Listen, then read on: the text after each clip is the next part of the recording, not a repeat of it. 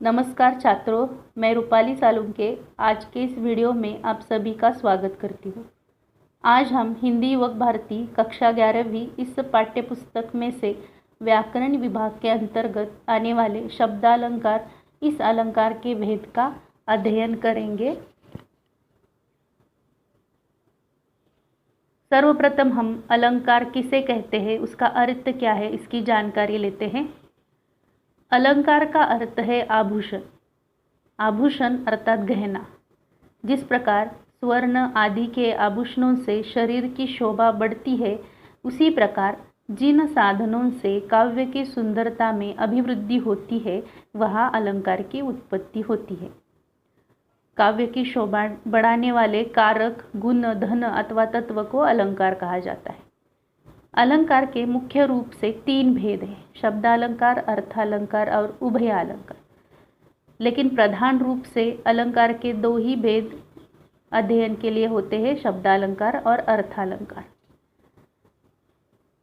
शब्दालंकार यह 2 शब्दों से मिलकर बना है, शब्द और अलंकार, जिसमें अर्थ की अपेक्षा केवल वर्ण चमत्कार को ही प्रधानता दी जाती है। वहाँ पर शब्दालंकार की उत्पत्ति होती है। जहाँ विशिष्ट योजना द्वारा काव्य में चमत्कार उत्पन्न किया जाता है, वहाँ शब्दालंकार होता है। दूसरा भेद है अर्थालंकार। जिस अलंकार में अर्थ के माध्यम से काव्य में चमत्कार उत्पन्न होता है, वहाँ अर्थालंकार होता है।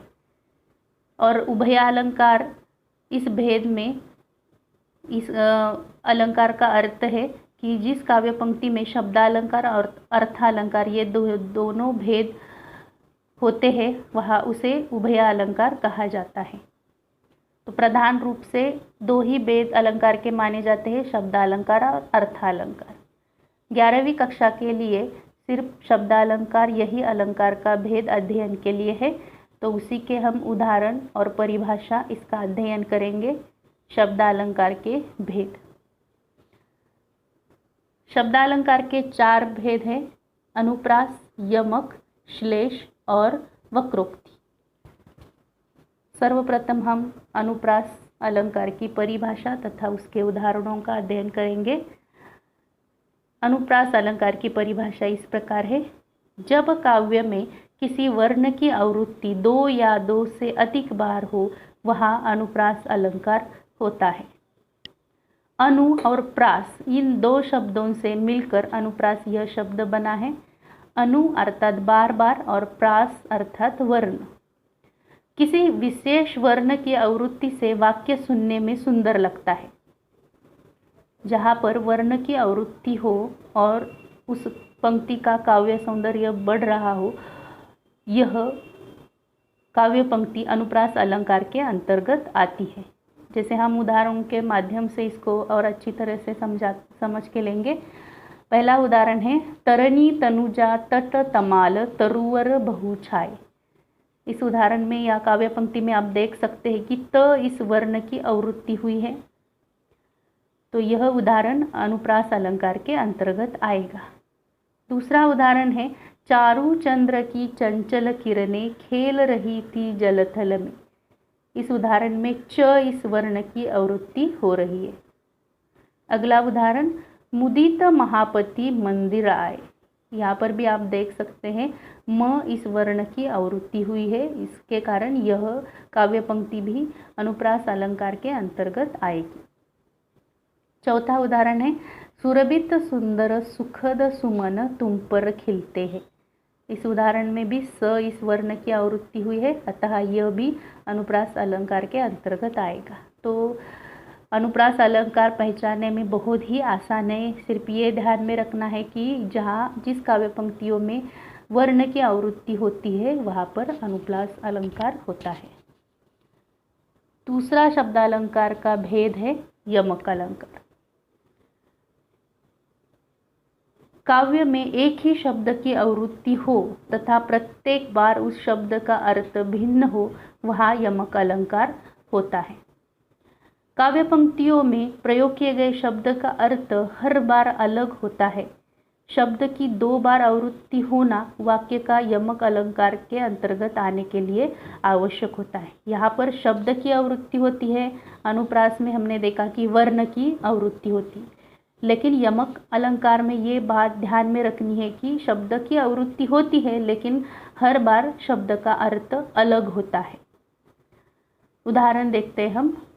पहला उदाहरण, कनक कनकते 100 गुनी मादकता अधिकाय, यही खाए बौराए नर, उही पाए बौराए। इसका अर्थ है, यहाँ पर आप देख सकते हैं कि कनक इस शब्द की 2 बार आया हुआ है। इस काव्य पंक्तियों में कनक शब्द की आवृत्ति हुई है। पहली बार जो कनक शब्द है उसका अर्थ है सोना, और दूसरी बार जो कनक शब्द इस्तेमाल हुआ है इस काव्य पंक्तियों में उसका अर्थ है धतूरा। तो सोना भी अधिक मात्रा में हमें मिले, मनुष्य को मिले, तो वो भी उसके भी सिर पर नशा चढ़ता है, और धतूरा भी ज़्यादा खाने पर उसका भी नशा मनुष्य के सर पर चढ़ता है। तो यहाँ पर यह कहा गया है कनक एक शब्द का 2 बार इस्तेमाल करके कि यहाँ पर दोनों के कारण भी मनुष्य के सिर पर नशा सवार होता है। तो यहाँ पर कनक ये शब्द 2 बार इस्तेमाल करके यमक यह अलंकार की यहाँ पर उत्पत्ति हो रही है। दूसरा उदाहरण देखते हैं हम। 3 बेर खाती ते वे 3 बेर खाती है। यहाँ पर भी बेर इस शब्द की आवृत्ति हुई है। पहले बार जो बेर शब्द आया है उसका अर्थ है बार, और दूसरी बार जो बेर शब्द आया है उसका अर्थ है बोर नामक फल। यानी कोई व्यक्ति जो बेर का फल खा रही है वो 2 बार खा रही है, 3 बार खा रही है। तो इस प्रकार बेर इस शब्द की आवृत्ति कराकर यहाँ पर काव्य पंक्तियों का सौंदर्य बढ़ाया गया है। अतः यह उदाहरण यमक अलंकार के अंतर्गत आएगा। अगला उदाहरण, काली घटा का घमंड घटा, नभ मंडल तारक वृंद खिले। इस काव्य पंक्तियों में घटा इस शब्द की आवृत्ति हुई है। पहली बार जो घटा शब्द आया है उसका अर्थ है बादल, और दूसरी बार जो घटा शब्द आया है उसका अर्थ है कम होना। इस काव्य पंक्ति में शरद के आगमन पर उसके सौंदर्य का चित्रण किया गया है। वर्षा बीत गई है, शरद ऋतु आ गई है, और काली घटा का घमंड घट गया है। इस प्रकार यहाँ पर भी यमक अलंकार की आवृत्ति हो रही है, यमक अलंकार की उत्पत्ति हो रही है। चौथा उदाहरण है, माला फेरत जग गया फिरान मन का फेर, कर का मन का डारी के मन का फेर। तो इस काव्य पंक्ति में मन का इस शब्द की आवृत्ति हो रही है, लेकिन पहली बार जो मन का ये शब्द इस्तेमाल किया गया है उसका अर्थ है, उसका आशय है माला के मोती, और दूसरी बार जो मन का शब्द आया है उसका आशय है मन की भावना। तो जब तक हम हाथ में माला लेकर फेरते हैं उससे कुछ नहीं होने वाला है, मन का फेर नहीं बदलेगा, मन की भावनाएं फेरने से ही हमें ईश्वर की प्राप्ति होगी, ऐसा यहाँ पर कवि ने कहा है। तो यहाँ पर भी यमक अलंकार की उत्पत्ति हो रही है। काव्य सौंदर्य इसका बढ़ाया गया है अलंकार इस्तेमाल करके, मन का ये शब्द 2 बार इस्तेमाल करके। अगला शब्दालंकार का भेद है श्लेष अलंकार। श्लेष अलंकार की परिभाषा, जहाँ किसी काव्य में एक शब्द एक ही बार आए किंतु प्रत्येक बार अर्थ अलग अलग निकलते हो, वहाँ श्लेष अलंकार होता है। श्लेष का अर्थ होता है चिपका हुआ या मिला हुआ। जब एक ही शब्द से हमें विभिन्न अर्थ मिलते हो तो उस समय श्लेष अलंकार उत्पन्न होता है। एक ही बार प्रयोग होता है लेकिन कई अर्थ इसके निकलते हैं। तो उदाहरणों के माध्यम से हम इस को और अच्छी प्रकार से समझ पाएंगे। यहाँ पर पहला उदाहरण इस प्रकार है, रही मन पानी राखिए बिन पानी सब सून, पानी गए न उबरे मोती मानुष चुन। यहाँ पर जो पहली पंक्तियों में पानी पानी ये शब्द का इस्तेमाल किया है इसकी और हमें ध्यान नहीं देना है। तो दूसरी पंक्ति का जो पानी शब्द है ये पानी शब्द जो आगे 3 शब्द दिए हैं, मोती, मानुष, चून, इसके लिए अलग अलग अर्थ है इसके। तो दूसरी पंक्ति में पानी इस शब्द का अर्थ इस प्रकार है, मोती के लिए है कांति, मानुष के लिए, मनुष्य के लिए है आत्मसम्मान, और चूने के लिए है साधारण जल या पानी। तो इस प्रकार इस काव्य पंक्तियों में रहीम जी ने पानी शब्द का इस्तेमाल करके श्लेष अलंकार का इस्तेमाल किया है। तो हर बार पानी शब्द का अर्थ हर एक के लिए अलग है। तो यहाँ यह भी उदाहरण श्लेष अलंकार के अंतर्गत आएगा। दूसरा उदाहरण है इसका, चिरजीवो जोरी जुरे क्यों न स्नेह गंभीर।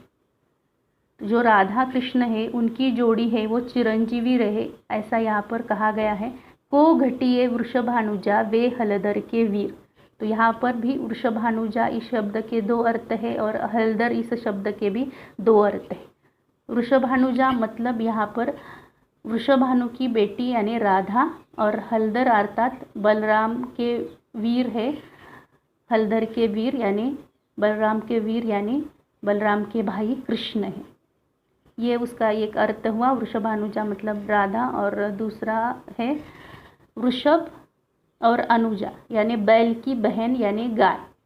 और हलदर इस शब्द का दूसरा अर्थ है बैल के वीर भाई यानी सांड। तो इस प्रकार यहाँ पर एक ही शब्द के 2 अर्थ दिए हुए हैं।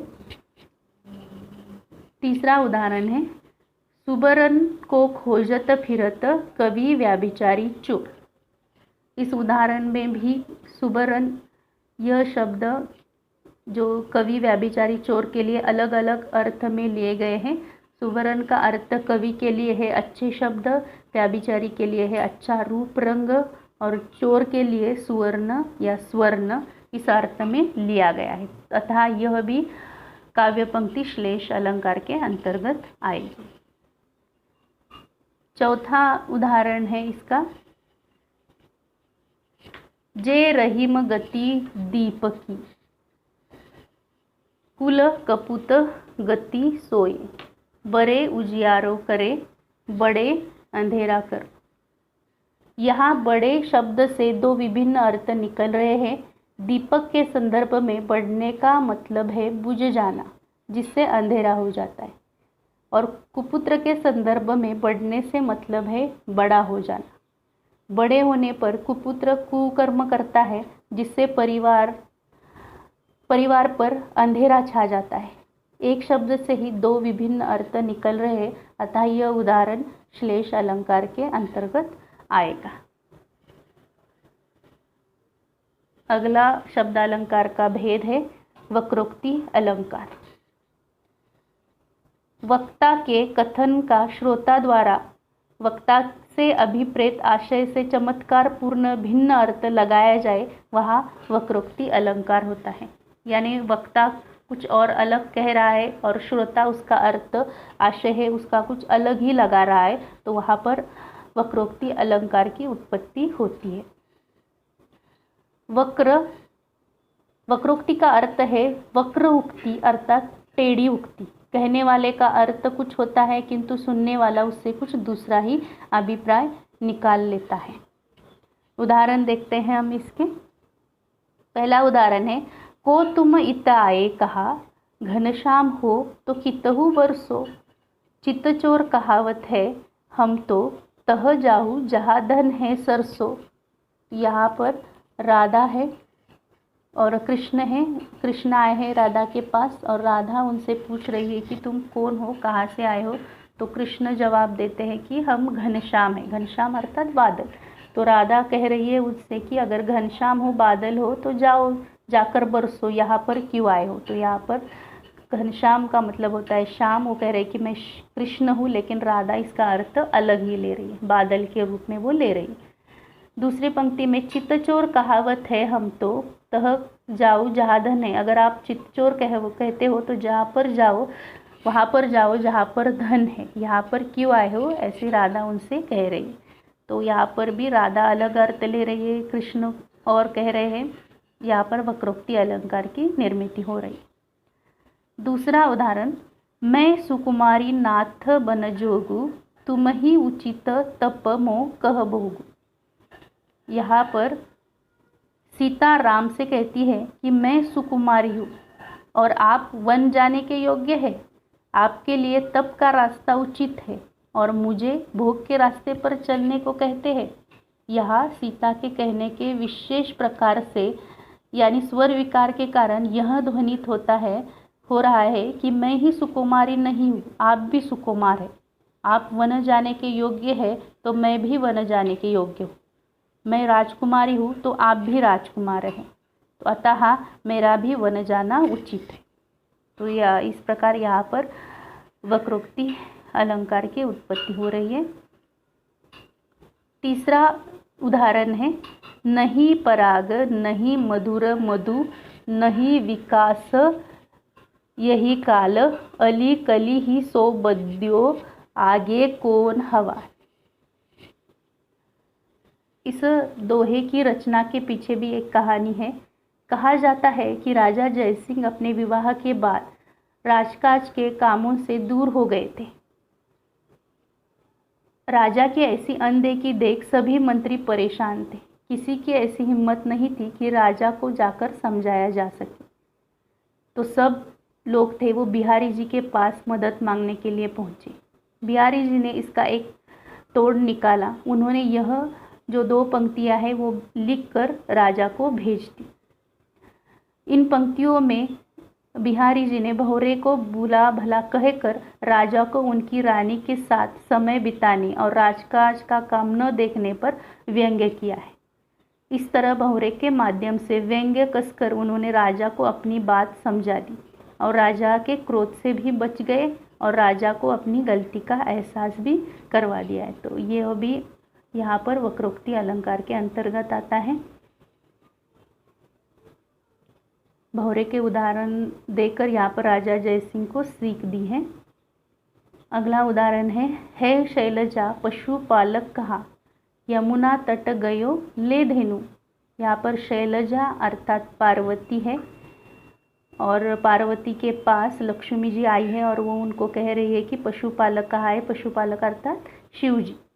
तो पार्वती है वो यहाँ पर अलग अर्थ ले रहे हैं इसका कि वो कह रहे हैं कि पशुपालक यमुना तट गयो ले धेनु, यानी कृष्ण भी जो होते वो गायों को, धेनु मतलब गाय, तो गायों को चराया करते थे, वो भी पशुपालक है। तो वो उनको ही कह रही है कि वो कहाँ गए हैं, यमुना तट गए हो ले धेनु, गायों को लेकर जो पशुपालक है वो गायों को लेकर चराने के लिए यमुना के तट पर गए होंगे, तो वहाँ जाओ। तो यह इस प्रकार यहाँ पर पार्वती कुछ अलग अर्थ ले रही है, लक्ष्मी जी कुछ अलग अर्थ ले रही है। तो इस प्रकार यहाँ पर ये काव्य पंक्तियाँ भी वक्रोक्ति अलंकार के अंतर्गत आएंगी। इस प्रकार ये शब्दालंकार के भेद तथा उदाहरण हमने देखे। मुझे आशा है कि आप अच्छे प्रकार से शब्दालंकार को समझ गए होंगे। आज का वीडियो यहाँ पर ख़त्म करती हूँ मैं। धन्यवाद।